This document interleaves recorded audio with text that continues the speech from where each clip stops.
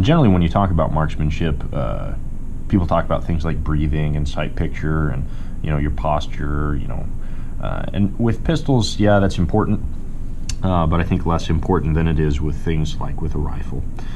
With pistols, you don't have the inherent stability that you have with a rifle. You don't have 3 points of contact. There's no buttstock on these. There's no foregrip. It's just the pistol grip and you. So what I really want to cover are two main things that I see people kind of screw up a lot with, and that's how you grip the pistol, A, and B, your trigger squeeze. And gripping the pistol and trigger squeeze can go hand in hand.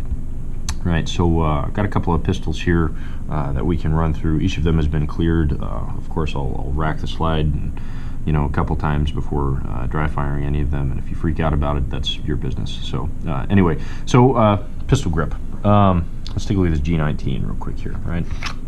So pistols generally composed of a couple of things here. Like you've got this frame right here, you've got your grip, you have your slide, this is your barrel, your bore, breech, etc., etc., etc., your trigger housing, grouping, whatever.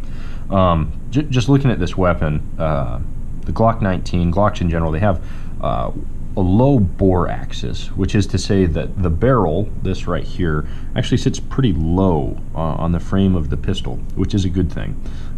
When you shoot, the inherent mechanical actions of the pistol, this slide is going to be moving back, right, and it causes some muzzle flare, whatever you want to call it, when moving back.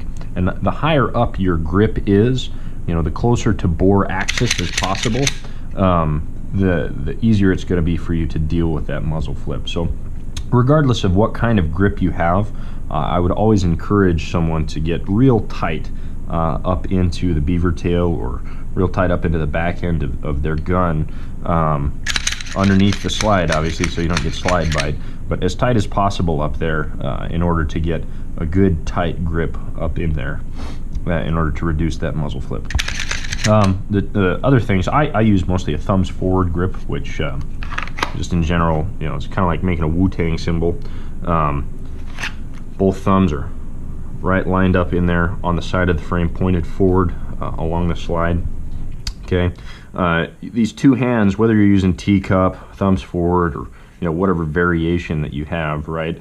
You want to make sure that you're doing two things here, right? I'm going to reference this as my trigger hand, and this is my working hand, right? I am right hand dominant. This is the hand that I use to do fine motions with. It's the hand that I use to pull the trigger, right? Squeeze the trigger. This hand is the hand that I use to actually grip my weapon, right? So when I am getting a good thumbs forward grip on this thing, I get in nice and tight on that, and my trigger hand is loose.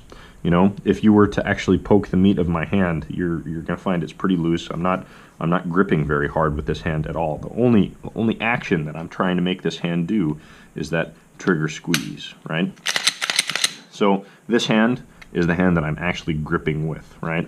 And I'm getting real tight on that thing. This is the hand that I'm moving around with. It's what I'm using to actually, work in my workspace.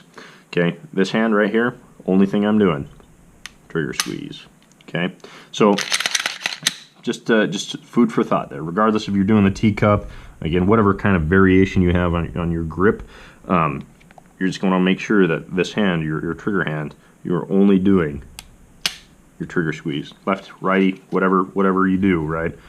Just make sure that this hand, whatever your trigger hand is, the only thing you're focusing on is that trigger squeeze. And your working hand is the one that's actually putting the effort into holding and stabilizing that weapon, right? So when that leads into actual trigger squeeze, actually. When you're using your trigger hand to do your trigger squeeze, there are typically two things that will screw somebody up pretty good in regards to whether or not they're going to have a good shot or whether they're going to have a flyer, right? And that's the break of the trigger, whether or not they know where it's at and they're used to shooting that, and also whether they're anticipating the recoil, right? So recoil is going to happen no matter what. Whether you anticipate it or not, it's just going to occur. But let's talk through the trigger squeeze real quick, right? So every weapon is, a mechanical device. There's an actual mechanical process that's occurring here, right? When you pull this trigger, you're depressing this, releasing the sear, striker moves forward, or your hammer drops, so on and so forth, right? There's something that's actually happening.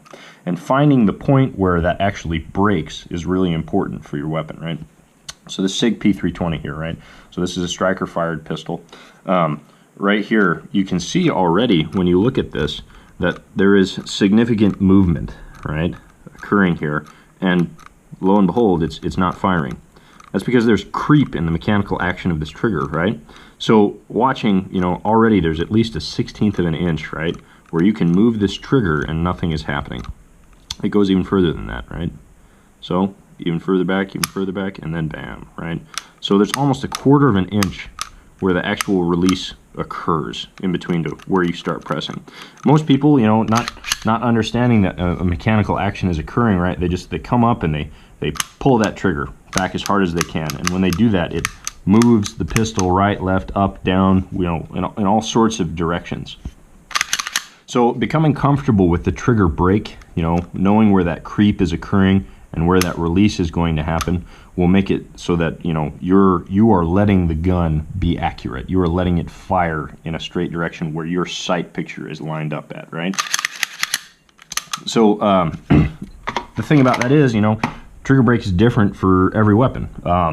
This is a Desert Eagle 357 Magnum. I think it's a Mark 9, Mark 7, whatever it is. Right, so this is a single action pistol.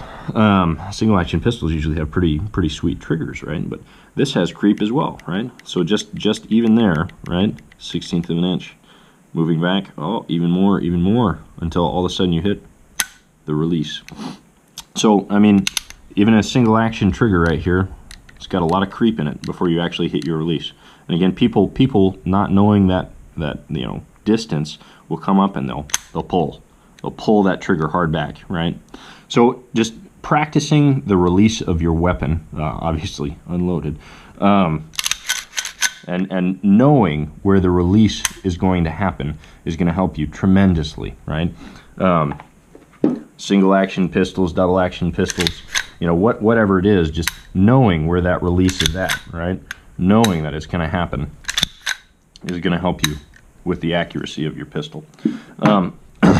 Yeah, and everyone is different. They all have different release points, different amounts of pressure that it takes, so on and so forth. Yeah, so anticipating that recoil, though, is problematic. So knowing where that break is going to happen, practicing that break, but also not anticipating the recoil, right? So this action is going to occur. You shoot. Congratulations, the slide is moving back. It's going to freaking pop that empty casing out and reload your round into the bore there, right? That's going to happen. Okay, you cannot anticipate that. A lot of people, you watch them as they're shooting, and you'll see, like they think, oh, I've pulled the trigger, It's going to happen. It's going to happen. Ah, and they just pull the trigger. They pull the gun.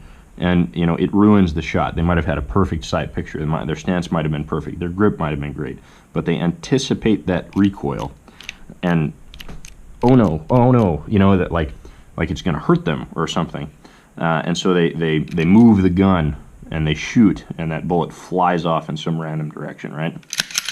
So anticipating that recoil, knowing when that trigger is going to break, are honestly the two things that are going to make you, just perfect with that trigger pull. But yeah, so those are the two big things. Your grip, your trigger pull. The other things are really pretty much gimmies, right? So, having a good stance. People understand that, I shouldn't probably be curled up into a ball in order to shoot accurately, right? They understand that they, should be generally loose, should be moving fluid. People understand that they need to use the sights. They need to put the front sight post on the object in between the rear sight posts. They need to be focused on this. They're kind of gimme things. They understand that they can't be having a really high, breathing heart rate, whatever it is.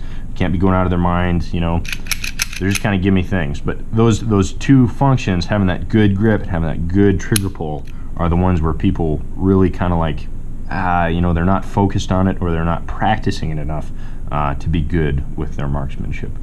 So yeah, that's the video. If you have any questions, feel free to leave me a comment.